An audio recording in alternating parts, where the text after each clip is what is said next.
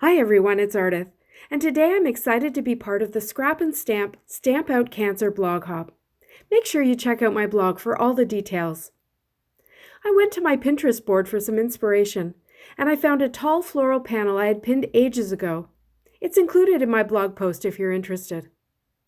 I quickly thought of the new Hero Arts Flower Garden cover plate die that I had recently purchased, and I ran it through my Gemini Junior with some Reinker watercolor cardstock. I left it in the panel and I taped it down to a board to make it easier to watercolor. I used a bunch of my Catherine Pooler Reinkers to watercolor the garden. I put a few drops of each color into a cheap plastic palette. You can watercolor by smooshing the ink pads onto a slick surface, but using Reinkers gives more vibrant colors, which is what I wanted. I used a Nuvo Aquaflow water brush and made sure I had a paper towel nearby so that I could clean off the brush by squeezing out water when I changed colors. I worked my way through all the colors in a kind of rainbow order. I had Coral Cabana, Party Dress, It's a Girl, Grape Crush, Fiesta Blue, Mint to Be, Melon Ice, and Twilight. I chose these colors based on my inspiration piece. I didn't take a lot of care with this, just quickly getting the color down onto the paper, and you can see that right now it looks like a hot mess. But don't forget, this is a die cut, and a lot of the messy bits will not make it onto the card. When I had everything colored, I dried it a bit with my heat gun, and then I spritzed it with some of the new Avery Elle Clear Shimmer Spray. You have to shake it really well each time you use it to get that shimmer evenly distributed. I was pretty generous with it so it would have maximum shimmer. I left it to dry and then peeled back the tape before popping the die cut out of the panel. At first I was having a bit of trouble, but I know it's nothing to do with the die because I've cut it successfully another time. I think there were two factors. One, the cardstock was still ever so slightly damp from the shimmer spray. I got out my heat gun again to speed up the drying and that helped a bit. The other factor is that the cutting plate in my Gemini Junior is pretty old and getting to be quite warped. The thickness of the cardstock meant that I probably should have run it through twice. Anyway, I just took my time and I worked on my patience, and it all worked out. I hope you can see the shimmer. Next, I worked on extending the die cut. This is so easy. I just trimmed it with my trimmer about 2/3 up, using my best judgment to try and make sure that I was cutting at a point where things would stay attached and I wouldn't be creating lots of extra bits. I did get a couple of little pieces, but I just kept track of them so that I could glue them in place later. For my sentiment, I used the Be Strong stamp set from Essentials by Ellen, along with the matching strong die. I wanted the die cut to be the same color as the gray I used in my watercoloring earlier, so the best idea would have been to use the same Reinker, right? But I had put it away already, so I started by carefully pressing the ink into the lid of my Twilight ink pad and using that as a palette. Thinking that I just didn't have enough of it, I smooshed some of it onto a laminated piece of white cardstock so I would have more ink. As I said earlier, this method results in much softer colors than using the Reinker, so I really wasn't getting enough color onto my paper.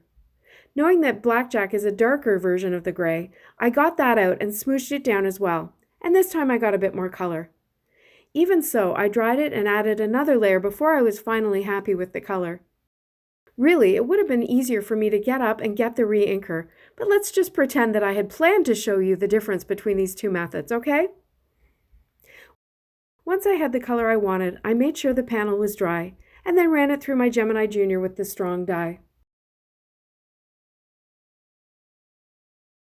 And then I spritzed it with the shimmer spray and set it aside to dry. I cut 3 more strong words just from regular white cardstock so that I could stack them up. Often when I'm working with a die cut that has such narrow lines, I find it easier to inlay it, but because of the soft gray color, I felt like it would have more impact if it was stacked.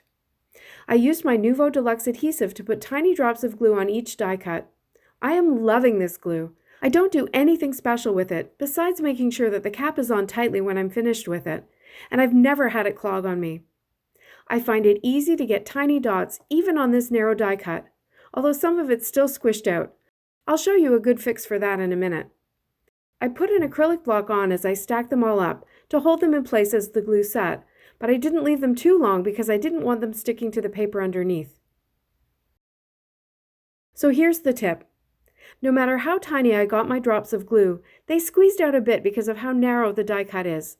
So I just grabbed my craft pick and ran the tip along the edges to remove the excess glue from all over the die cut. Any little bits that are left will dry clear and not be visible. And next, there's quite a bit more gluing. I won't leave it all in because I'm pretty sure you get what I'm doing here. The only tricky bit was to try and remember to glue those 2 little extra pieces back in place. To stamp the remainder of the sentiment, I placed the strong die cut on my white sentiment panel and positioned the little UR stamp along the cross of the T. I had planned to stamp it in black, but given the muted color of the strong die cut, I changed my mind and used blackjack instead. Then more gluing so that I could add the die cut to the sentiment panel. I love how the cross of the T seems to underline the stamp portion of the sentiment. Once it was dry, I started assembling the card. I used tape runner to attach the white panel to an oyster panel, and then foam tape to attach that to the floral panel.